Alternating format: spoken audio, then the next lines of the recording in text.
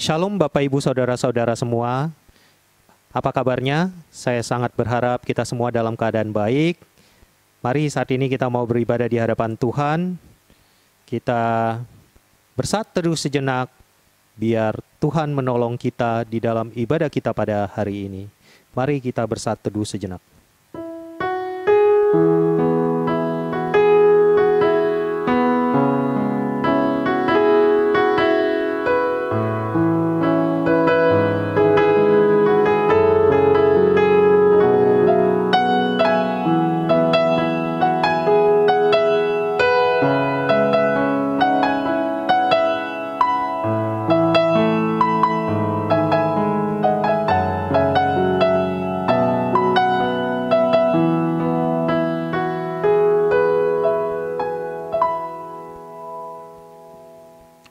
Kita awali ibadah kita dengan satu keyakinan bahwa pertolongan kita adalah dalam nama Tuhan yang menjadikan langit dan bumi. Turunlah kiranya atas kita sekalian anugerah dan damai sejahtera dari Allah Bapa dan Tuhan Yesus Kristus. Ayat panggilan ibadah diambil dari Mazmur nomor 95 ayat yang ke-6. Masuklah, marilah kita sujud menyembah, berlutut di hadapan Tuhan yang menjadikan kita. Saat ini kita sudah melalui masa-masa pandemi lebih kurang sekitar 6 bulan. Tetapi di dalam 6 bulan ini kita boleh melihat Tuhan selalu memelihara kita. Kasih setia Tuhan tidak pernah lalu di dalam hidup kita. Kasih Tuhan lebih dari samudra, kebaikan Tuhan tak habis-habisnya. Lebih tinggi dari cakrawala. Kasih Tuhan tidak terbatas. Mari kita nyanyikan lagu Tak Terbatas.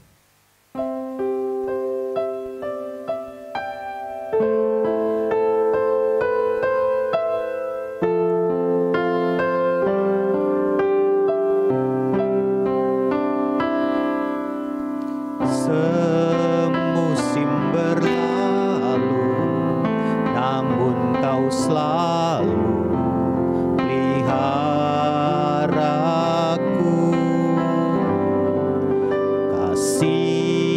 dan setiamu tak pernah lalu di hidupku.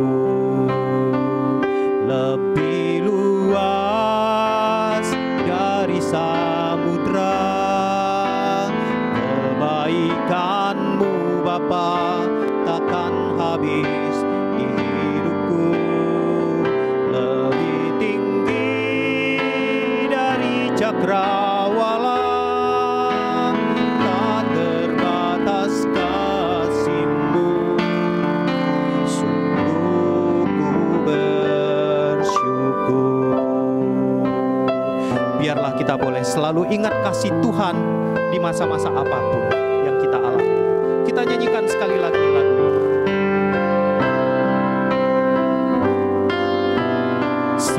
Semusim berlalu, namun kau selalu peliharaku. Kasih dan setiamu tak pernah lalu di hidupku. Lebih luas dari samudra, lebih luas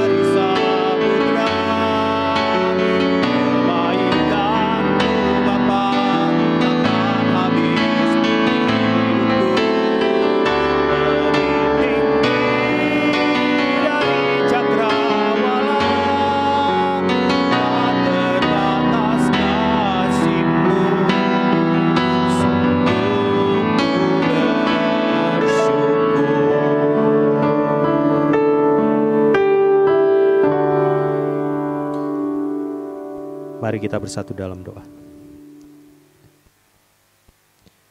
Allah Bapa kami yang di surga, kami begitu bersyukur di saat kami menyanyikan lagu ini.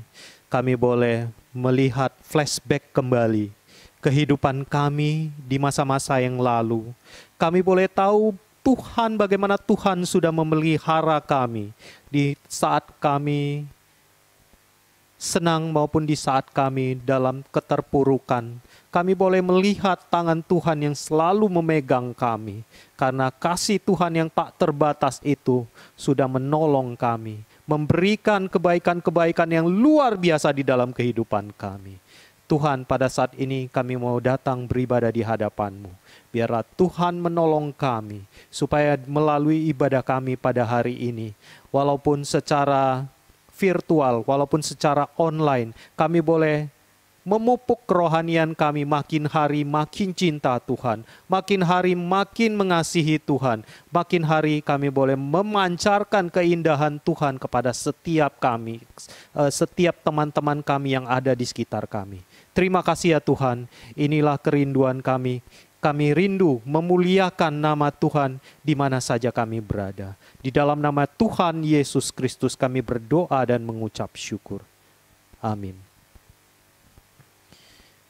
Mari saat ini kita masuk dalam rangkaian ibadah pengakuan dosa. Ayat bimbingan pengakuan dosa diambil dari Mazmur nomor 79 ayat yang ke-9.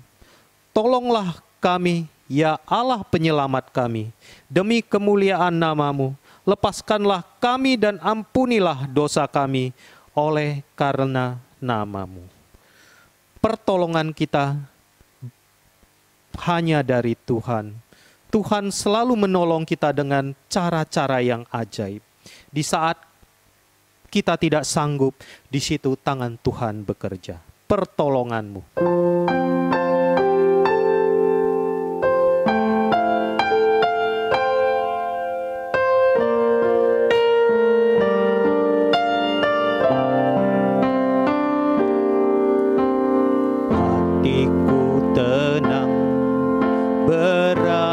Dekatmu, Kaulah jawaban hidupku. Hatiku tenang berada dekatmu, Kau yang pelihara hidupku. Pertolongan-Mu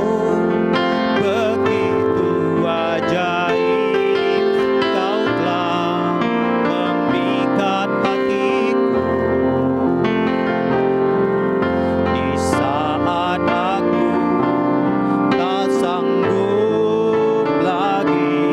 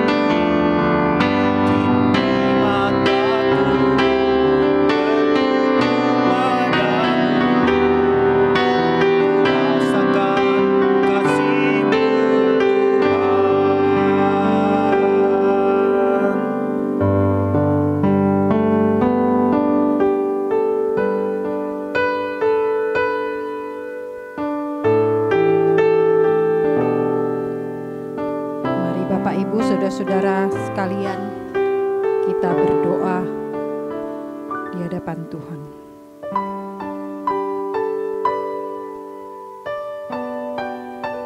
Ya Allah Bapa kami yang di surga, karena kasih Tuhan yang besar itu membuat kami memberanikan diri sekali lagi menghadap kepadamu ya Tuhan, Allah kami yang Maha Kudus.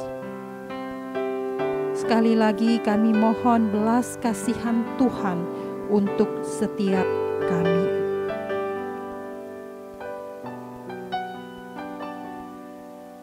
Tuhan, kami yang tidak tahu bersyukur ini, kami yang lebih banyak bersungut-sungut kepada Tuhan. Tuhan, kasihanilah dan ampunilah kami. Tuhan, kami yang terus merasa kekurangan, tidak pernah merasa cukup, dan menghitung berkat Tuhan dalam hidup kami. Mohon Tuhan ampuni kami. Tuhan, kami yang egois, kami yang sombong, sehingga kami tidak menjaga protokol kesehatan di masa COVID ini. Bukan saja kami mencelakakan diri kami sendiri, tetapi mungkin kami juga menjadi pembawa virus bagi keluarga kami, bagi orang lain. Tuhan, ampunilah kami. Tuhan, kami yang tidak bisa mengasihi Tuhan yang sedemikian mengasihi kami, apalagi mengasihi sesama kami seperti yang Tuhan kehendaki. Terlebih kami tidak melakukannya. Tuhan, ampunilah kami. Tolonglah kami ya Tuhan. Sekali lagi, biarlah Tuhan berbelas kasihan kepada kami. Tuhan, ubah kami. Roh Kudus terus bekerja di dalam hati kami, untuk kami terus taat akan firman Tuhan, dan terus mau diubah seperti menjadi orang-orang seperti yang Tuhan kehendaki. Terima kasih Bapa untuk kasih-Mu sekali lagi bagi setiap kami. Di dalam nama Tuhan Yesus Kristus yang menjadi penebus dosa kami berdoa. Amin. Bapak Ibu sekalian yang dikasihi oleh Tuhan, untuk setiap kita yang telah mengaku dosa di hadapan Tuhan, ada firman Tuhan untuk setiap kita dari Galatia 5 ayat yang ke-13. Saudara-saudara, memang kamu telah dipanggil untuk merdeka. Tetapi janganlah kamu mempergunakan kemerdekaan itu sebagai kesempatan untuk kehidupan dalam dosa. Melainkan layanilah seorang akan yang lain oleh kasih.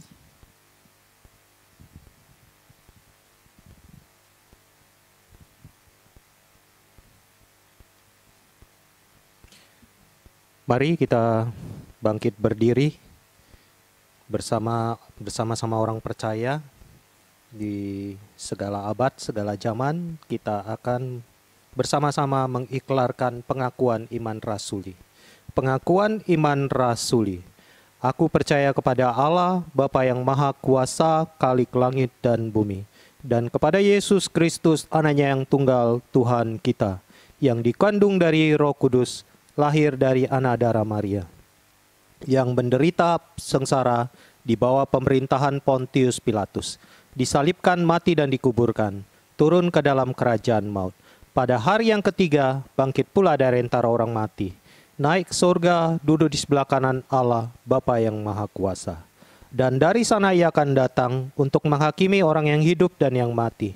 Aku percaya kepada Roh Kudus, gereja yang kudus dan am, persekutuan orang kudus, pengampunan dosa, kebangkitan tubuh, dan hidup yang kekal.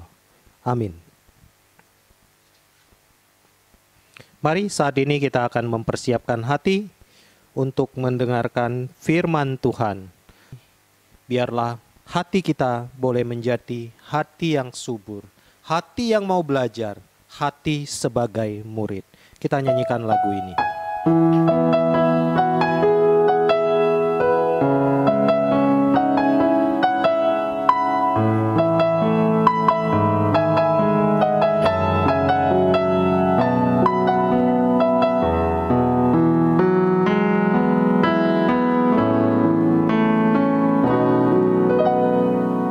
Di saat ku tak mengerti perkara yang sedang ku alami kini, ku percaya Kaulah Tuhan yang tahu apa yang sedang Kau lakukan.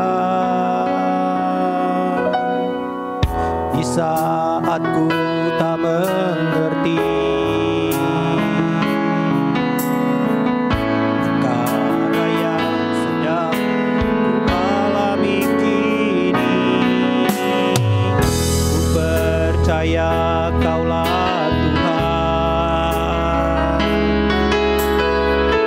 yang tahu apa yang sedang Kau lakukan.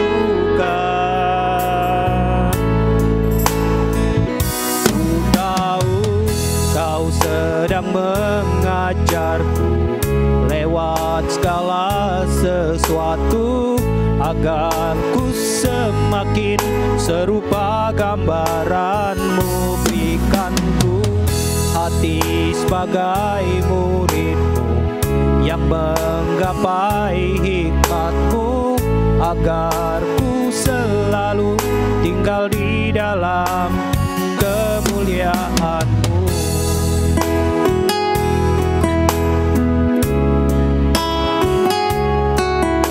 Mari sebelum kita mendengarkan firman Tuhan, kita introspeksi diri kita introspeksi hati kita, agar hati kita siap menerima firman Tuhan. Kita nyanyikan sekali lagi.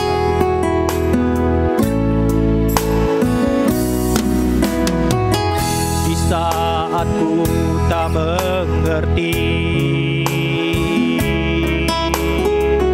perkara yang sedang ku alami kini, ku percaya Kaulah Tuhan yang tahu apa yang sedang Kau lakukan. Ku tahu Kau sedang mengajarku lewat segala sesuatu, agar ku semakin serupa gambaran-Mu. Berikan ku hati sebagai murid yang menggapai hikmat-Mu, agar ku selalu tinggal di dalam kemuliaan-Mu.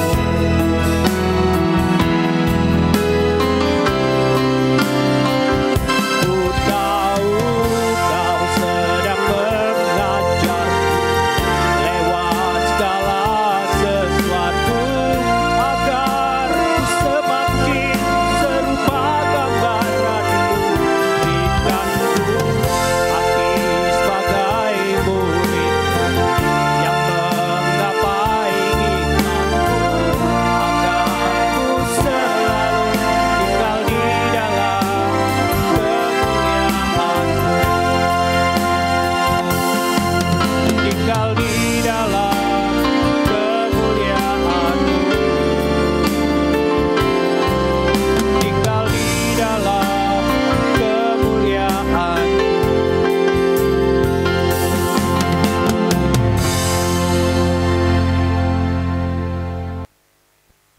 Mari kita berdoa. Bapa di dalam surga, terima kasih. Kami bersyukur ya Tuhan untuk kesempatan yang Tuhan berikan. Kalau pada hari ini kami masih boleh beribadah bersama-sama. Dan saat ini ya Tuhan, ketika kami akan mendengarkan firman-Mu, kiranya Roh Kudus menolong kami, supaya kami boleh mendengar firman-Mu dengan baik. Kami boleh memahami apa yang menjadi isi hati Tuhan bagi setiap kami. Dan kami boleh melakukannya di dalam kehidupan kami sehari-hari. Terima kasih Tuhan, kami mau serahkan pemberitaan firman ini dari awal hingga akhirnya. Biarlah Engkau yang boleh menguasai waktu ini. Di dalam nama Tuhan Yesus, kami berdoa dan mengucap syukur. Amin. Mari Bapak Ibu Saudara, saya mengajak kita sama-sama membuka Alkitab kita dari 1 Petrus pasalnya yang keempat, ayat 7-11. Saya akan membacakan untuk kita semua. 1 Petrus pasal 4 ayat 7-11. Kesudahan segala sesuatu sudah dekat. Karena itu kuasailah dirimu dan jadilah tenang, supaya kamu dapat berdoa. Tetapi yang terutama kasihilah sungguh-sungguh seorang akan yang lain, sebab kasih menutupi banyak sekali dosa. Berilah tumpangan seorang akan yang lain dengan tidak bersungut-sungut. Layanilah seorang akan yang lain, sesuai dengan karunia yang telah diperoleh tiap-tiap orang sebagai pengurus yang baik dari kasih karunia Allah. Jika ada orang yang berbicara, baiklah ia berbicara sebagai orang yang menyampaikan firman Allah. Jika ada orang yang melayani, baiklah ia melakukannya dengan kekuatan yang dianugerahkan Allah, supaya Allah dimuliakan dalam segala sesuatu karena Yesus Kristus. Ialah yang empunya kemuliaan dan kuasa sampai selama-lamanya. Amin. Bapak Ibu Saudara, saya yakin benda ini bukanlah benda yang asing buat kita ya. Ini adalah masker. Setiap kali kita keluar dari rumah, kita harus menggunakan masker karena wabah COVID yang masih ada saat ini. Tapi Bapak Ibu Saudara, pernahkah Bapak Ibu Saudara menemukan ketika Bapak Ibu Saudara sedang jalan-jalan keluar, masih ada orang yang tidak mengenakan masker ternyata? Kira-kira apa yang ada di dalam pikiran Bapak Ibu Saudara ketika melihat hal itu? Kalau saya pribadi, saya akan mempertanyakan begitu ya, apa ya alasan dia tidak menggunakan masker? Karena jelas sekali bahwa penggunaan masker itu menjadi hal yang harus dan wajib di masa ini. Mungkin ada di antara mereka yang tidak merasa nyaman menggunakan masker. Rasanya sesak katanya dadanya gitu ya. Tidak bisa bernafas dengan baik karena harus menggunakan masker, sehingga mereka memilih untuk tidak menggunakannya. Tapi pada akhirnya satu kata yang terfikir di dalam pikiran saya adalah, orang ini sepertinya cukup egois ya, tidak memikirkan bagaimana orang lain yang ada di sekitarnya. Nah Bapak Ibu Saudara, di masa-masa ini sangat wajar kalau kita menjadi orang-orang yang egois, ditambah kita ini disuruh untuk di rumah aja. Ditambah kita harus menjaga jarak dengan orang-orang di sekitar kita. Tapi mari hari ini kita sama-sama belajar. Apa ya yang menjadi perintah dari firman Tuhan, bagaimana seharusnya kita hidup sebagai umat Tuhan di tengah-tengah zaman ini. Surat Petrus yang kita baca tadi ini ditulis untuk jemaat pendatang. Jadi jemaat yang membaca surat Petrus waktu itu adalah orang-orang bukan Yahudi yang percaya kepada Kristus, tapi mereka harus tersebar ke berbagai daerah karena penderitaan yang harus mereka alami. Pasal 4 menjadi satu bagian penguatan dari Petrus tentang nasihat-nasihat yang sudah ada sebelumnya. Bagaimana mereka perlu untuk menanggung penderitaan mereka dengan sabar. Kenapa? Karena Kristus sudah menanggung penderitaan yang bahkan lebih hebat daripada yang mereka alami saat itu. Nah, penderitaan yang mereka alami ini Bapak Ibu Saudara sebenarnya sedang mendisiplin diri mereka juga supaya tidak lagi menghabiskan waktu mereka untuk berbuat dosa. Ayat ketiga mengatakan, sebab telah cukup banyak waktu kamu pergunakan untuk melakukan kehendak orang-orang yang tidak mengenal Allah. Jadi sudah cukup waktunya kamu berbuat dosa. Sekarang belajar hidup menyenangkan Tuhan.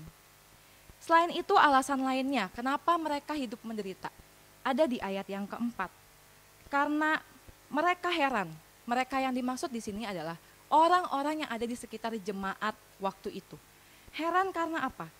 Karena kamu tidak turut mencemplungkan diri bersama-sama mereka dalam kubangan ketidaksenonohan. Jadi karena perubahan hidup yang dialami oleh jemaat-jemaat waktu itu, karena mereka sudah mengenal Kristus, orang-orang di sekitarnya itu menjadi tidak suka dengan mereka. Salah satu yang tidak menyukai orang-orang Kristen ini adalah seorang pemimpin Roma bernama Nero. Di zaman itu Nero adalah seorang pemimpin yang sangat gila kekuasaan. Dia sangat ingin mempertahankan kekuasaannya sampai dia akan melakukan segala cara untuk mempertahankannya. Karena dia tidak suka dengan orang-orang Kristen, akhirnya dia memfitnah orang-orang Kristen. Dia bakar kota Roma yang adalah kota yang dia pimpin ini, dan kemudian dia tuduh orang-orang Kristen yang sudah membakar kota itu. Itu membuat rakyat kota Roma membenci orang-orang Kristen dan sangat mudah bagi Nero untuk menyiksa orang Kristen sampai meninggal. Jemaat-jemaat Petrus waktu itu ada di dalam kondisi Nero memimpin. Mungkin mereka pernah melihat atau bahkan mereka pernah mengalami atau mendengar kisah tentang orang-orang Kristen yang dianiaya oleh Nero. Dan sangat wajar jika mereka jadi takut karena penganiayaan yang bertubi-tubi yang terus menghantui mereka. Di dalam nasihat yang penuh dengan penguatan supaya jemaat tetap bertahan di dalam penderitaan itu, Petrus tetap mengingatkan kepada jemaat untuk hidup sebagai orang Kristen dengan sungguh-sungguh. Di dalam ayat 7-11 yang kita baca tadi, Petrus sedang menekankan pentingnya gereja Tuhan menjadi kuat di dalam persekutuan yang sehat antara sesama anggota jemaat maupun antara jemaat dengan Tuhan. Kita akan belajar beberapa penekanan Petrus di dalam hal ini. Ada 4 hal yang akan kita pelajari. Yang pertama, di dalam ayat yang ke-7, Petrus mengatakan, kesudahan segala sesuatu sudah dekat. Artinya, orang-orang saat itu harus menyadari bahwa akhir zaman itu sudah dekat. Mengapa demikian? Orang-orang yang ada di sekitar Petrus waktu itu dan di sekitar jemaat-jemaat waktu itu adalah orang-orang yang tidak mempercayai bahwa akhir zaman itu sudah dekat. Mereka masih terus menantikan Mesias itu datang. Buat orang-orang waktu itu, ketika Mesias datang, itu artinya akhir zaman sudah dekat. Tapi mereka tidak menganggap Yesus itu adalah Mesias. Karena dalam bayangan mereka, Mesias itu adalah seorang raja yang akan duduk di atas tahta, yang akan memerintah suatu bangsa, dan akan membebaskan mereka dari perbudakan. Tapi kenyataannya, Yesus ketika dia lahir ke dalam dunia ini, dia adalah anak dari seorang tukang kayu.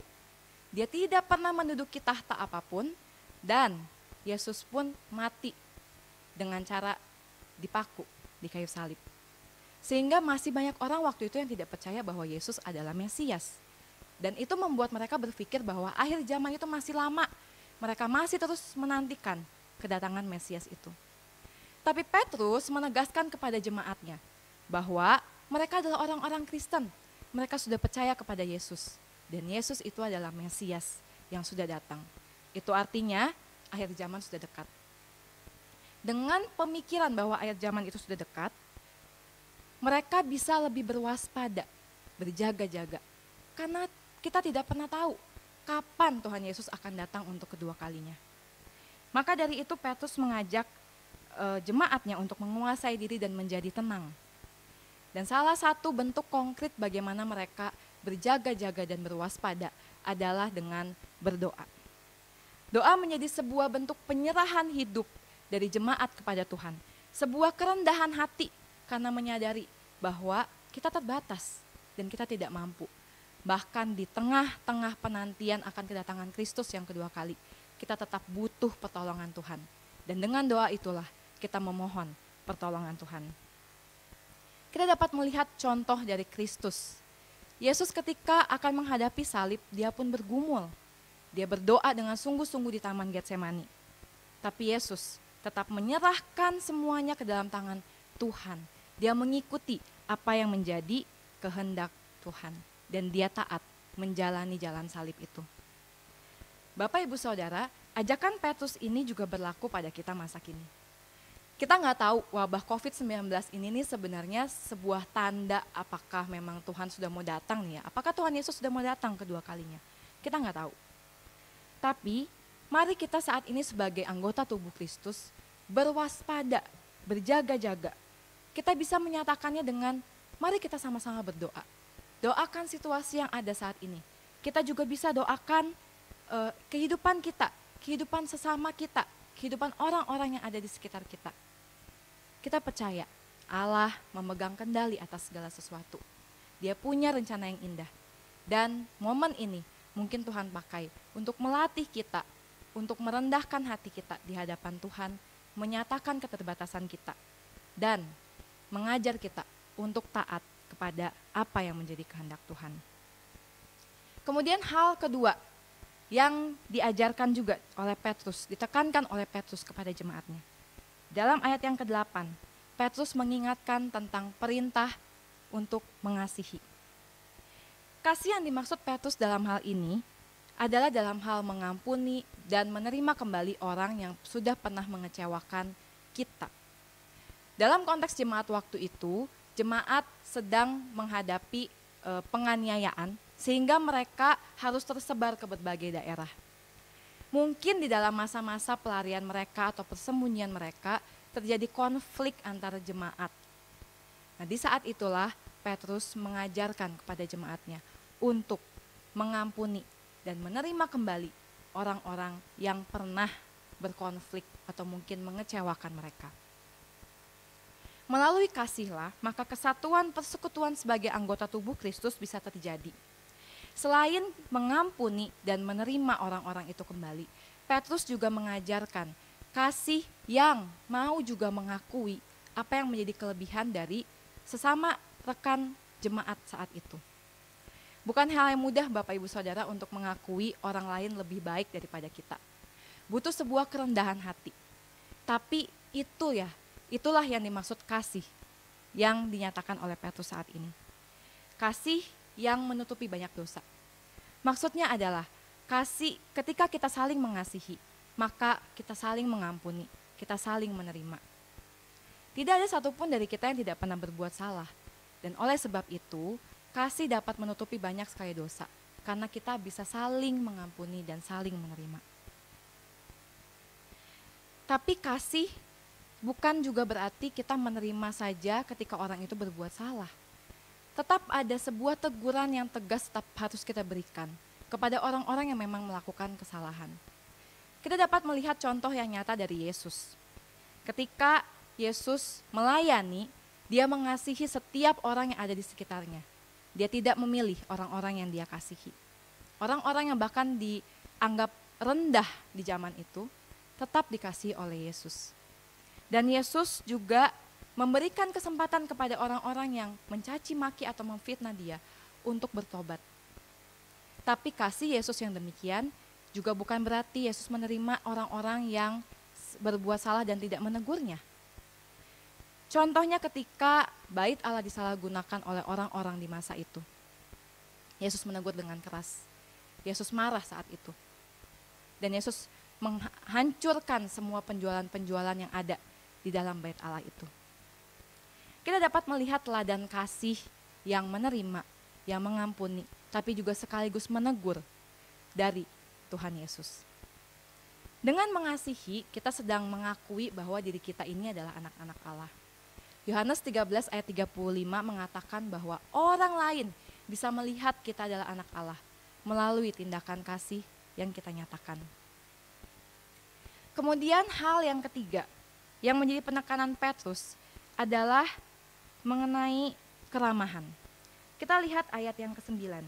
Dikatakan berilah tumpangan seorang akan yang lain dengan tidak bersungut-sungut. Berilah tumpangan di sini itu berkaitan dengan keramahan. Lihat, bagaimana mereka bisa melayani dengan sungguh-sungguh. Di dalam konteks jemaat waktu itu, karena mereka adalah seorang yang sedang berpindah-pindah gitu ya, karena kondisi penganiayaan yang mereka terima. Jadi sangat mungkin jika satu jemaat pindah ke kota jemaat yang lain dan sebagainya. Mereka diminta untuk memberikan tumpangan kepada sesama jemaat di dalam rumah mereka. Dan di masa itu tidak sulit bagi mereka untuk memberikan tumpangan. Karena mereka berpikir bahwa oke, walaupun kita nih mungkin istilahnya berbeda gereja begitu ya, tapi kita sama-sama orang Kristen, kita percaya Tuhan, saya terima kamu di rumah saya. Tapi Petrus menekankan dalam hal ini dengan tidak bersungut-sungut. Mungkin hanya sekedar menerima tamu di dalam rumah kita itu hal yang mudah. Tapi ketika dikatakan dengan tidak bersungut-sungut, itu artinya ada sebuah ketulusan, kerelaan hati untuk melayani mereka di dalam rumah kita sendiri. Mungkin Bapak Ibu Saudara di zaman saat ini, terutama karena COVID, kita tidak lagi menerima orang ke rumah begitu ya. Udah sangat jarang kita lakukan. Tapi kita bisa melakukan pelayanan yang lain. Pelayanan perhatian kepada rekan-rekan kita dengan cara yang lain. Tapi penekanan yang sama yaitu dengan tidak bersungut-sungut. Mari kita lakukan dengan satu kerelaan hati, sukacita ketika kita melayani sesama kita. Saat ini kita terbatas sekali Bapak Ibu Saudara untuk melayani secara fisik. Tapi mari kita lakukan pelayanan yang lain, memperhatikan, menanyakan kabar, dan lakukanlah dengan sukacita, dengan tidak bersungut-sungut. Kita dapat mencontoh Yesus yang ketika melayani, dia juga tidak bersungut-sungut. Dia layani orang-orang yang bahkan mencaci maki dia, dan dia tidak bersungut-sungut. Dia menahannya, dia tetap taat, dia tetap melayani mereka. Dia menunjukkan teladan bagaimana melayani dengan tidak bersungut-sungut. Dan hal terakhir yang menjadi penekanan dari Petrus adalah bagaimana kita dapat melayani sesuai dengan karunia kita masing-masing. Di dalam bagian inilah sebenarnya kesatuan sebagai anggota tubuh Kristus itu benar-benar dinyatakan. Setiap kita sudah diberikan oleh Tuhan karunia dan kita dapat saling melayani. Salah satu bentuk melayani sesuai karunia yang dibahas Petrus adalah dalam hal perkataan. Kita dapat lihat di dalam ayatnya yang ke-11. Dan memang harus diakui Bapak Ibu Saudara, perkataan ini adalah salah satu pelayanan yang sangat mungkin untuk kita lakukan di masa-masa COVID-19 ini. Kita tidak bisa melayani secara langsung, secara fisik, tapi kita bisa lewat telepon menanyakan kabar. Dan semuanya itu dilakukan dengan perkataan.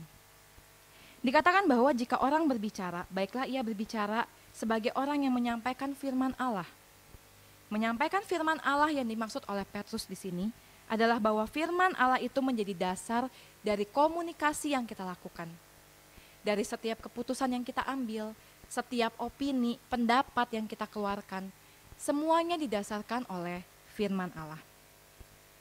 Bagaimana kita bisa mendasarkan setiap perkataan kita dengan firman Allah? Satu-satunya cara Bapak Ibu Saudara adalah dengan mendekatkan diri kepada firman Allah itu sendiri. Mari kita baca firman Allah setiap hari di dalam kehidupan kita. Maka kita tahu standar kebenaran yang sesuai dengan firman Allah.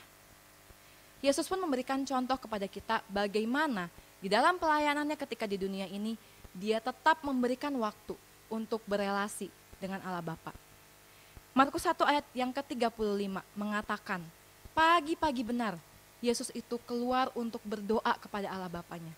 Di tengah begitu banyak pelayanan yang harus dia lakukan, dia tetap menyiapkan waktu untuk berelasi dengan Allah Bapa. Dan seharusnya itu juga yang kita lakukan Bapak Ibu Saudara. Sebagai anak-anak Tuhan, mari kita berelasi dengan Tuhan. Dan hal lain yang juga bisa kita teladani dari Yesus adalah ketika dia melayani, dia melakukannya untuk kemuliaan Allah.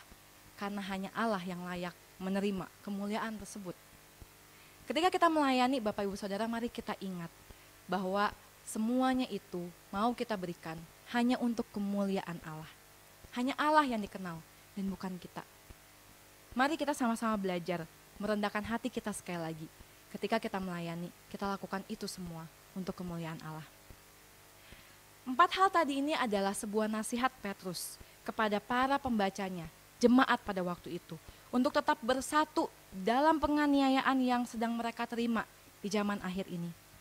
Ingat-ingatan terhadap salib Kristus, bagaimana penderitaan yang Yesus terima, dan bukti besar kasihnya Yesus itu kepada kita, seharusnya membuat kita dapat bertahan di tengah-tengah kondisi dunia zaman akhir ini. Kita bisa bertahan hidup sebagai seorang Kristen. Mungkin kita akan menghadapi tantangan-tantangan dari dunia ini. ada banyak hal yang mungkin menentang kita dari pola pikir, cara hidup atau kebiasaan. Tapi mari saat ini kita belajar bagaimana sebagai orang Kristen kita bertahan dengan mengingat kepada salib Kristus itu. Bapak, Ibu, Saudara, mungkin saat ini peristiwa yang real yang sedang kita alami, peristiwa nyata yang sedang kita alami itu bukan penganiayaan secara fisik, tapi mungkin penganiayaan secara pikiran. COVID-19 ini mungkin sudah membuat kita khawatir, takut, khawatir tentang masa depan kita, khawatir tentang kesehatan kita, tentang rencana-rencana yang mungkin sampai saat ini tidak bisa berjalan karena wabah ini yang tidak kunjung selesai dan kita pun tidak tahu kapan wabah ini akan selesai. Tapi mari Bapak Ibu Saudara saat ini, di momen ini, setelah 6 bulan kita harus di rumah aja, kita sulit, terbatas untuk melakukan banyak aktivitas. Kita kembali evaluasi, bagaimana cara kita hidup selama ini? Bagaimana cara pikir kita selama ini? Sudahkah kita menghidupi hidup sebagai orang Kristen yang sungguh-sungguh? Mari kita bisa mulai melakukan nasihat-nasihat Paulus tadi melalui keluarga kita. Kita layani keluarga kita. Kita tunjukkan kasih kita kepada mereka. Kita doakan keluarga kita. Kita bisa tunjukkan bagaimana kita dengan rela hati melayani keluarga kita. Kita mengampuni keluarga kita. Karena mungkin mulai banyak konflik yang terjadi karena kita terlalu sering ketemu sama keluarga kita. Tapi mari saat ini kita mulai dari keluarga kita dulu. Dan kemudian kita bisa mulai dengan orang-orang yang ada di sekitar kita. Mungkin kondisi kita saat ini membawa banyak perubahan juga Bapak Ibu Saudara. Bagaimana kita mengatur waktu, bagaimana kita mengerjakan tugas dan tanggung jawab kita. Mungkin ada banyak cara yang berubah. Tapi biarlah cara hidup kita sebagai orang Kristen tidak berubah. Tetap harus berelasi dengan Tuhan. Kita tetap harus bersandar kepada Tuhan. Dan kita tetap menunjukkan kerendahan hati kita. Karena kita justru semakin sadar dengan kondisi COVID ini. Kita adalah orang-orang yang sangat terbatas dan butuh Tuhan. Mari sebagai satu anggota tubuh Kristus di dalam GKI Jambi, kita juga bersatu. Mari kita tunjukkan kasih kita lewat hal-hal yang dapat kita lakukan. Menanyakan kabar seperti yang tadi saya katakan. Kita bisa tanya kepada rekan-rekan kita bagaimana kabar di dalam kondisi seperti ini. Kita semua sama-sama bergumul, kita semua sama-sama menghadapi kesulitan demi kesulitan. Tapi mari, sebagai satu anggota tubuh Kristus, kita saling mendoakan. Kita mohon Tuhan menolong kita, menguatkan kita di masa-masa ini. Kesatuan sebagai tubuh Kristus dengan karunia yang berbeda-beda ini perlu untuk kita bangun di zaman akhir ini. Kita tidak tahu Bapak Ibu Saudara kapan Kristus akan datang. Jadi mari kita sama-sama berwaspada, berjaga-jaga, dan menghidupi kehidupan Kristen kita dengan sungguh-sungguh. Kiranya Roh Kudus menolong kita untuk dapat memahami dan melakukan firman Tuhan dalam kehidupan kita. Mari kita berdoa. Bapa di dalam surga, kami sungguh bersyukur untuk firman Tuhan yang kembali memberikan kepada kami kekuatan melalui nasihat-nasihat firman-Mu ya Tuhan. Bahwa bagaimana kami sebagai seorang Kristen hidup dengan sungguh-sungguh. Kami sebagai satu anggota tubuh Kristus, walaupun mungkin saat ini kami terpisah secara jarak, tapi biarlah kami boleh tetap bersatu, kami boleh tetap sama-sama saling mendoakan, kami boleh tetap menyatakan kasih kami satu sama lain dengan cara-cara yang dapat kami lakukan saat ini. Tuhan, kami menyadari keterbatasan kami. Tolong kami ya Tuhan, supaya kami di dalam kondisi sulit saat ini, kami tetap boleh mengandalkan Tuhan dan tetap boleh percaya bahwa Engkau Allah yang memiliki rencana yang indah dan kami boleh terus berpegang sama apa yang menjadi rencana Tuhan. Tolong kami Tuhan supaya kami juga boleh menghidupi firman ini. Kami boleh ingat dan Roh Kudus boleh tolong kami supaya kami boleh melakukannya di dalam kehidupan kami sehari-hari. Terima kasih Tuhan, kami serahkan kehidupan kami ke dalam tangan Tuhan. Di dalam nama Tuhan Yesus kami berdoa. Amin. Terima kasih kepada Cuantau Yohana yang sudah menyampaikan firman Tuhan. Biarlah firman Tuhan yang sudah kita dengar boleh menjadi panduan di dalam kehidupan kita dan kita boleh menjalankan setiap kehidupan kita berdasarkan firman Tuhan yang sudah kita dengarkan. Mari saat ini kita mau memberikan persembahan. Cara memberikan persembahan ada 2 cara. Yang pertama bisa via transfer. Yang kedua boleh menyisihkan. Persembahan boleh dimasukkan ke dalam amplop.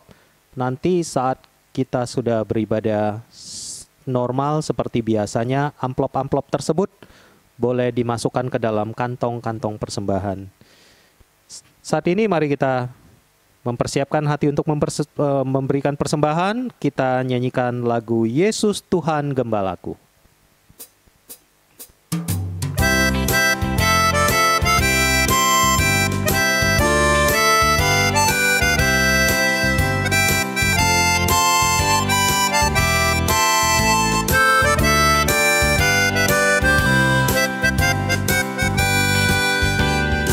Tuhan Yesus Gembalaku, pimpin jalan hidupku, bawaku ke ladang hijau, ku dekat di sisimu. Tuhan Yesus, Tuhan Yesus, ku mau dekat padamu. Tuhan Yesus, Tuhan Yesus, ku mau dekat padamu. Tuhan Yesuslah sobatku yang menuntun jalanku. Mesti ku sesat kau cari, bawa ke jalan benar.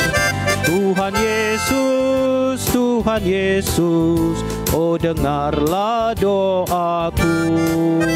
Tuhan Yesus, Tuhan Yesus, oh dengarlah doaku. Biarlah lagu ini boleh menjadi penuntun di dalam kehidupan kita, agar Tuhan Yesus boleh menjadi gembala kita yang menuntun kita kemanapun Dia memimpin. Kita nyanyikan ayat yang ketiga. Ku mau taat kepadamu, turut akan perintahmu. Kasih-Mu memenuhiku, ku mau serahkan diriku. Tuhan Yesus, Tuhan Yesus, Kau mengasihi daku. Tuhan Yesus, Tuhan Yesus, Kau mengasihi daku.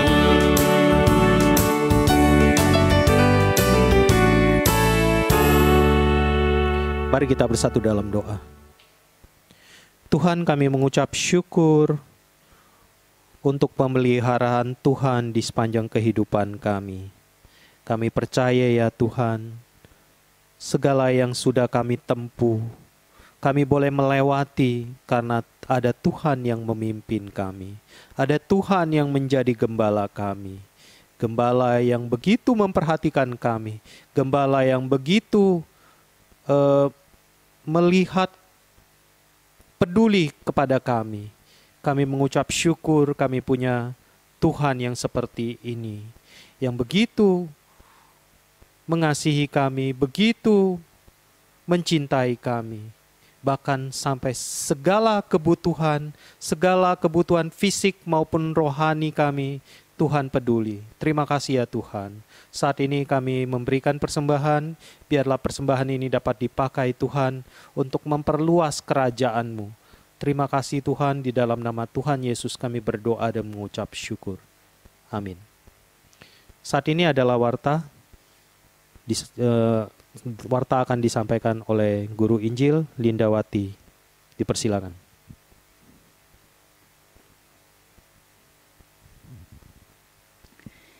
Shalom Bapak Ibu, saudara-saudara sekalian yang dikasihi oleh Tuhan dimanapun Bapak Ibu, saudara-saudara saat ini berada. Apa kabar semuanya Bapak Ibu, saudara sekalian? Saya sangat berharap Bapak Ibu semua saudara-saudari dalam keadaan sehat, dalam keadaan baik-baik saja. Benar Bapak Ibu, di tengah-tengah pergumulan yang kita alami pada saat ini, di tengah pandemi COVID yang kok sepertinya tidak berkesudahan, malah makin parah begitu ya. Biarlah saya berharap dalam kondisi seperti ini kita semua tetap memiliki iman kepada Tuhan. Kita tetap percaya bahwa Tuhan itu baik, bahwa Tuhan tidak pernah meninggalkan kita. Tuhan tetap mengasihi saudara dan saya. Biarlah dengan keyakinan itu kita tetap bersandar kepada Tuhan. Kita tidak pernah meninggalkan Tuhan dalam kondisi apapun. Amin, saudara. Baik, Bapak Ibu Saudara sekalian, saat ini ada beberapa warta yang ingin saya sampaikan kepada Bapak Ibu sekalian. Ya, karena pandemi COVID yang masih berkepanjangan hingga pada saat ini, saudara-saudara, maka kita masih harus beribadah secara online. Kita tetap beribadah secara online melalui link live streaming dari GKY Mangga Besar Jakarta dan juga dari YouTube GKY Jambi setiap 2 minggu sekali. Kemudian Bapak Ibu Saudara sekalian, itu tadi untuk kebaktian umum ya. Kebaktian umum dari live streaming GKY Mangga Besar dapat diikuti pukul 7 pagi, kebaktian umum 1, kebaktian umum 2 pukul 9.30, kemudian kebaktian umum yang ketiga pukul 17 atau jam 5 sore ya. Kemudian Bapak Ibu Saudara sekalian, setiap hari Rabu sore pukul 18.30 atau 6.30 ada persekutuan doa melalui link streaming dari GKY Mangga Besar Jakarta. Saya berharap kita semua dapat mengikuti persekutuan doa dan dengan hati yang begitu rindu kita datang kepada Tuhan setiap Rabu malam, kita ikut persekutuan doa. Kemudian Bapak Ibu Saudara sekalian, persekutuan remaja dan pemuda GKY Jambi akan diadakan setiap Jumat malam pukul 19.45 ya, via Google Meet. Untuk adik-adik pemuda remaja kami mengundang semuanya untuk bisa ikut dalam persekutuan remaja pemuda GKY Jambi ini. Untuk link Google Meet-nya, Bapak Ibu Saudara-saudara sekalian dapat menghubungi Guru Injil Yohana Priska sebagai pembina pemuda remaja GKY Jambi. Kemudian Bapak Ibu sekalian, mulai bulan Oktober ini, tepatnya mulai 4 Oktober 2020, GKY Jambi akan mengadakan sekolah minggu secara online melalui Google Meet juga dengan waktu yang tertera di layar Bapak Ibu Saudara sekalian, yaitu pukul 15 atau jam 3 sore untuk kelas tengah, pukul 14 untuk kelas kecil, dan pukul 17 atau jam 5 sore untuk kelas besar ya. Kami mengharapkan kerjasama dari orang tua anak-anak sekolah minggu supaya bisa membantu anak-anaknya untuk dapat mengikuti sekolah minggu secara online ini dengan baik, agar di tengah-tengah pandemi yang terjadi sekalipun anak-anak kita tetap dapat beribadah kepada Tuhan. Kerohanian mereka tetap terjaga dan iman mereka makin bertumbuh dan bertambah kepada Tuhan. Biarlah Bapak Ibu bisa mendukung akan hal ini. Demikian Bapak Ibu Saudara-saudara sekalian, pengumuman saya sampai di sini. Ya, kita akan mengakhiri ibadah kita pada hari ini. Dengarkanlah ayat pengutusan yang diambil dari Galatia pasal yang ke-5 ayat yang ke-14. Sebab seluruh hukum Taurat tercakup dalam satu firman ini, yaitu kasihilah sesamamu manusia seperti dirimu sendiri. Doksologi.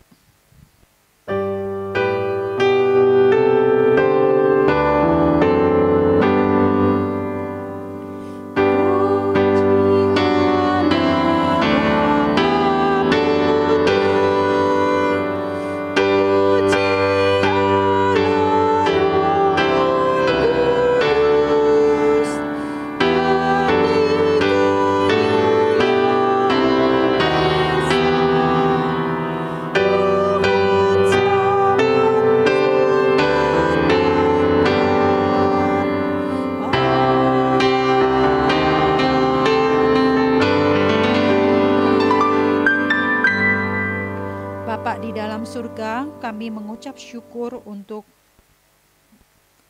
ibadah kami pada hari ini yang masih kami boleh ikuti. Ini adalah anugerah Tuhan buat setiap kami. Kami bersyukur kami boleh memuji Tuhan, kami boleh berdoa kepada Tuhan, kami boleh memberi persembahan kepada Tuhan, dan kami boleh mendengarkan firman Tuhan. Biarlah Tuhan terus menolong, memimpin dalam kehidupan kami, hidup kami sehari-hari penuh dengan puji-pujian kepada Tuhan. Kami hidup terus menerus turut dengan kehendak Tuhan, dan kami boleh terus memuliakan nama Tuhan dalam kehidupan kami hari lepas hari. Terima kasih Bapa di surga, kiranya kasih karunia dari Allah Bapa, kasih sayang dari Tuhan Yesus Kristus, anugerah pertolongan, penghiburan, kekuatan dari Allah Roh Kudus terus menyertai kita semua sejak saat ini sampai selama-lamanya. Amin.